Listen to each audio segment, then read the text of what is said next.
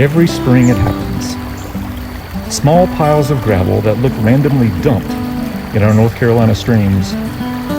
But they haven't just been dumped. They are the results of one of our local stream inhabitants transforming from an unassuming minnow into an ecosystem hero that changes the world for the better. It's the diminutive bluehead chub. The male selects rocks and piles them just so to create these remarkable structures in our streams, carefully constructed mounds of pebbles that serve as spawning nests, creating perfect interstitial spaces where water flows constantly, keeping eggs oxygenated, silt-free, and protected.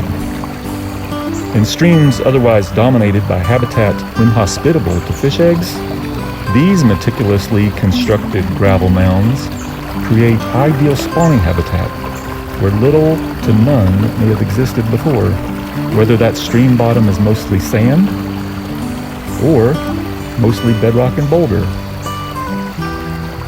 But the bluehead chub's contribution extends far beyond its own species. These nests become spawning grounds for multiple other minnow species, as these surprisingly beautiful fish flock to these gathering places to produce the next generation. In the Neuse and Tar River basins of North Carolina, brightly colored white shiners, pinewood shiners depend on these ready-made nurseries. In the Roanoke Basin, crescent and redlip shiners congregate there. It's one of North Carolina's most vibrant underwater spectacles, when scores of fish in brilliant reds, blues, purples, and yellows gather at these humble piles of stones, a kaleidoscope of color and movement in our freshwater streams.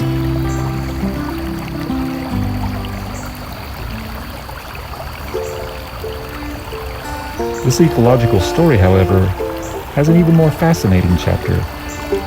North Carolina's freshwater mussels are critical to aquatic ecosystems as filter feeders that help clean our water, but they face a unique challenge with their unusual life cycle.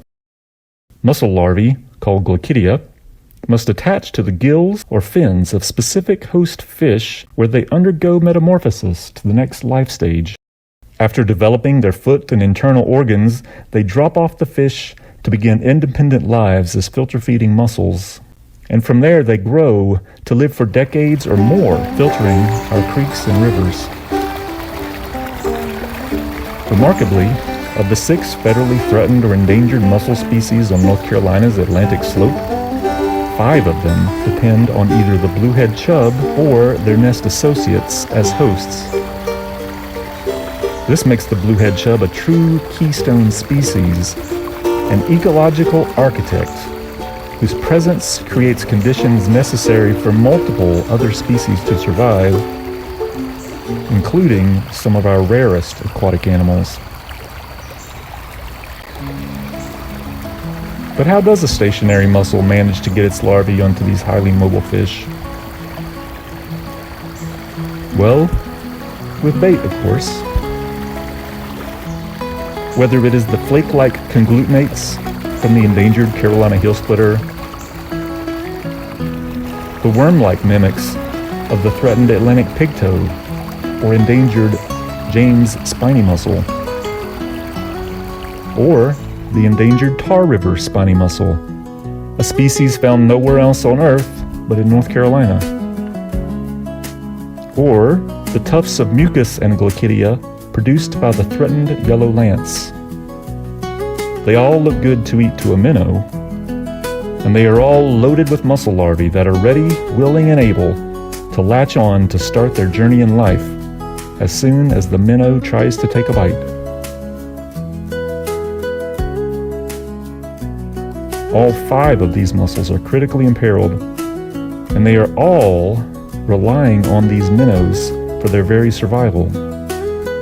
And at the heart of this intricate ecological web is the bluehead chub and their remarkable creations, the nests, that support an entire ecosystem in our streams.